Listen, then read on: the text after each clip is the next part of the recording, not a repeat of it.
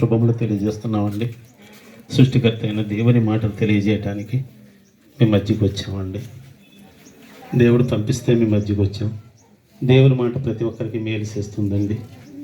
దేవుడు అందరినీ ప్రేమిస్తున్నాడు. ఆ ప్రేమించే దేవుడు ప్రతి ఒక్కరిని కూడా ఆదరించాలని ఆయన ఆశపడుతున్నాడండి. ఏ ఒక్కరు కూడా నశించిపోకూడదని ఆయనగా చిత్తమండి. ఆయన సృష్టికర్త అయిన దేవుడై ఉన్నాడు. ఆయన భూమిని ఆకాశాన్ని సమస్తాన్ని కలుగు చేసిన దేవుడు. అయితే ఈ లోకంలో ఎవరు ఏ స్థితిలో ఉన్న అందరినీ చూస్తున్నాడండి.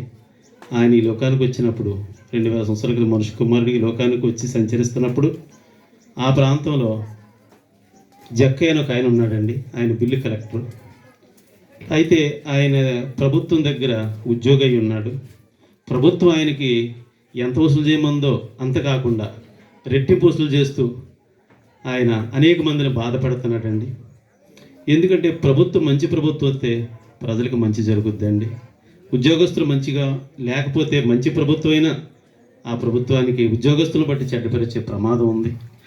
ఆ కాలంలో రోమీలు పరిపాలిస్తున్న కాలంలో జక్కైన బిల్లు కలెక్టర్ గారు ఆయన కలెక్టర్గా ఎక్కువ వసూలు చేస్తున్నాడు ప్రభుత్వం చెప్పిన దానికంటే. ప్రభుత్వానికి రిపోర్ట్ చేయడానికి అందరికీ భయం వేస్తుంది. ఎందుకంటే ప్రభుత్వంతో ఆయనకి మంచి సంబంధాలు ఉన్నాయి. రిపోర్ట్ చేస్తే మరలా ఎలాంటి ఇబ్బంది అవుద్దని ఎవరు కూడా ఆయన మీద రిపోర్ట్ చేయట్లేదండి. అదేవిధంగా ఆయన ఎంతో డబ్బు సంపాదించాడు.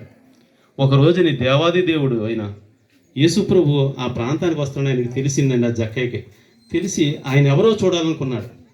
ఆయన ఎవరో ఆయనకి అర్థం కాలేదండి. అయితే ఆయన్ని చూడాలని అనేక మంది జనం యేసు ప్రభు కూడా ఉన్నారు. ఎందుకంటే అనేక మంది ఆయన దగ్గర వ్యాధులు ద్వారా బాగుపడ్డవారు, దెయ్యాలు వెళ్ళిపోయిన వారు, యేసు ప్రభు ద్వారా మేలులు పొందుకున్నవారు ఆయన కూడా అనేక మంది ఉన్నారండి. అంతమంది మధ్యలో యేసు ప్రభు ఎవరో ఆయనకు తెలియలేదు. ఎవరో చూడాలని ఆయన చెట్టు ఎక్కాడండి.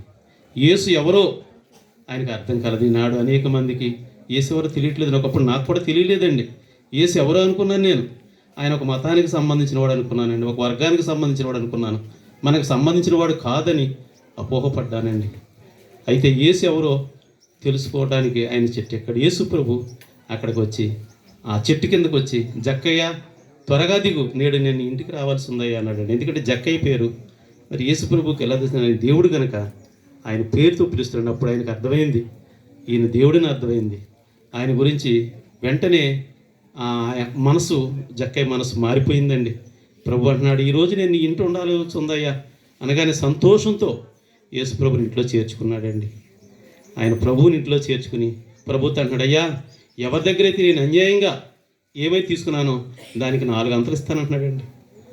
నా ఆస్తిలో సగం పేదలకు ఇచ్చేస్తానంటున్నాడండి. నేను ఎవరి దగ్గర అయితే అన్యాయంగా వసూలు చేశానో దానికి 4 అంతలు ఇస్తానంటున్నాడు. ఎందుకంటే ప్రభు ఆయనకి ఏం చెప్పలేదండి. ఆయన హృదయం వెంటనే మారిపోయిందండి. ఆయన్నే మతం మార్చుకోమని ప్రభు చెప్పలేదు. ఈనాడు ఎవరిని మతం మార్చుకోమని నేను చెప్పట్లేదండి. మత మార్పిడి కోసం ఆయన రాలేదండి. మతాన్ని స్థాపించడానికి అసలు యేసు ప్రభు ఈ లోకానికి రాలేదండి. ఒక మతానికి సంబంధించిన వాడైతే ఆయన దేవుడే కాదండి. అలాంటి జక్కయ్య హృదయాన్ని మార్చడండి. ఆయన ప్రతి ఒక్కరి హృదయాన్ని మార్చడానికే ఆయన యేసుక్రీస్తుకి లోకానికి వచ్చాడండి. జక్కయ్యకి అర్థమైంది ఆయన దేవుడని. ఆయన గురించి వ్రాయబడి ఉంది, ఆయన సర్వాధికారి అయిన దేవుడని ఆయన గురించి వ్రాయబడి ఉందండి. జక్కయ్య వెంటనే ఆయన ఇంట్లో చేర్చుకున్నాడు. చేర్చుకోగానే ఆయన హృదయం మారిపోయిందండి. అంతవరకు ఆయన్ని ఆ ప్రాంత ప్రజలందరూ పాపాత్ముడు అనేవారండి. ఆయన పేరు పెట్టారు. ఆయన చాలా ఆస్తి ఉంది, చాలా ధనవంతుడు. కానీ ఆయన ప్రజలు పెట్టిన పేరు ఏంటంటే వీడు పాపాత్ముడు. ప్రభుత్వం మనకి మంచిగా ఉంటే వీడు చాలా దారుణంగా ఉంటున్నాడని ఆయనకి పాపాత్ముడిని పేరు పెట్టారండి. వెంటనే ఎప్పుడైతే ప్రభువు ఆయన హృదయానికి వెళ్ళాడో వెంటనే హృదయం మారిపోయిందండి. ఆయన మనసు మార్చుకుని ఇక నుంచి నేను అన్యాయంగా ఉండను, యథార్థంగా ఉంటానని ఆయన మనసు మార్చుకున్నాడండి. దేవుడైన ప్రభు 2000 సంవత్సరాలు ఈ లోకానికి వచ్చి ఆయన మనసులు మార్చడానికి వచ్చాడండి. మతాన్ని స్థాపించడానికి రాలేదు. కానీ ప్రతి ఒక్కరు మీరు నన్ను మీ హృదయంలో చేర్చుకుంటే నేను మీకు సహాయం చేస్తాను. నేను దేవుడినై ఉన్నాను, మీరు నాకు ప్రజలై ఉంటారు. మీకేం కావాలో అడగండి, నేను మీకు సహాయం చేస్తాను. అంతేకాదు ఆ నిత్యరాజ్యానికి, పరలోక రాజ్యానికి వారసులుగా చేస్తానంటున్నాడండి. జక్కయ్యను మార్చిన దేవుడు ఈనాడు ప్రతి ఒక్కరిని మారుస్తాడు. ఎందుకంటే ఒక వ్యక్తి మంచిగా ఉంటే సమాజం, ఒక ఉద్యోగం మంచిగా ఉంటే ఆ సమాజం బాగుంటుందండి. ప్రతి ఒక్కరు కూడా ప్రభువుని చేర్చుకునే కారణం ఏంటంటే హృదయాలు మారుస్తాడండి ఆయన. ప్రతి ఒక్కరు హృదయాలు మార్చి ప్రతి ఒక్కరిని ఒక వ్యక్తి తాగుడుకు బానిస అయిపోయిన వ్యక్తి ప్రభు దగ్గరికి వస్తే ఆ వ్యక్తి తాగుడు మానేస్తాడండి. దుర్వ్యసనాలకు లోనైన వ్యక్తి ప్రభు దగ్గరికి వస్తే ఆ దుర్వ్యసనం నుంచి విడిపింపబడతాడండి. ప్రభు మేలు చేయడానికి ఈ లోకానికి వచ్చాడండి, సహాయం చేయడానికి ఈ లోకానికి వచ్చాడు. అలాంటి ప్రభువుని ఇక్కడ ఉన్న మేమందరం ఒకప్పుడు ప్రభువుని ఎరగని వారు ఉండి మేము ప్రభు అంటే ఎవరో తెలియని వారం జక్కేలాగే, కానీ ఇక్కడ ఉన్న వారందరినీ ప్రభు నాయన రక్షించాడండి. ఇక్కడ ఉన్న వారిలో చాలామంది అసలు మరి బయటికి రాని వ్యక్తులు ఏసీల్లో ఉండి ఎంతో సుఖాన్ని అనిపించేవారు. ఈనాడు దేవుడు వారికి చేసిన మేలుని చెప్పడానికి మేము చెప్పకుండా ఉండలేము. దేవుడు మాకు మేలు చేశాడు, అనేకులకు మేలు చేస్తాడు. ఈ విషయం మేము తెలియజేస్తామని ఈ గ్రామం వచ్చి ఈ మాటలు తెలియజేస్తున్నామండి. ప్రభు యేసునందు విశ్వాసం ఉంచండి, మీరు మీ కుటుంబాలు నెమ్మది కలిగి ఉంటారు. ప్రభు మీకు మేలు చేస్తాడండి. ఆయన ప్రతి ఒక్కరికి మేలు చేయడానికి వచ్చాడండి. ఆయన ఏ ఒక్కరికి కూడా మరి అన్యాయం చేయలేదు. అలాంటి ప్రభువుని మేము చేర్చుకున్నాం, నెమ్మది కలిగి ఉన్నాం. మీరు కూడా మీ హృదయాల్లో ప్రభువుని చేర్చుకోగలిగితే జక్కయ్య హృదయాన్ని ఎలాగైతే మార్చాడో అలా ప్రతి ఒక్కరి హృదయాన్ని మార్చి ప్రతి ఒక్కరికి మేలు చేస్తాడైనా, కీడులు దూరపరచాడండి. ప్రభు యేసునందు విశ్వాసం ఉంచగలిగితే మీరు మీ కుటుంబాలు రక్షింపడతారు. అట్టి కృప ప్రభు మీకు అందరికీ దయచేయునుగాక. ఆమేన్.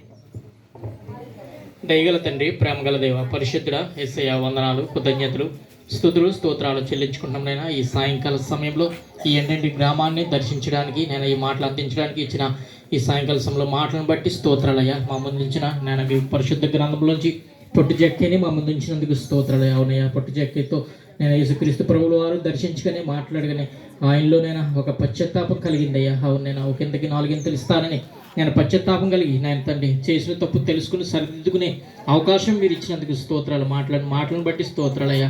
ఈ జన సమూహాన్ని చూసి నేను తండ్రి ఈ యంత్రం ద్వారా ఈ మాటలు ఎంత లెక్క అయితే వినపడుచున్నాయో అంత లెక్క తండ్రి నేను ప్రతి ఒక్క హృదయాన్ని తెరవండి.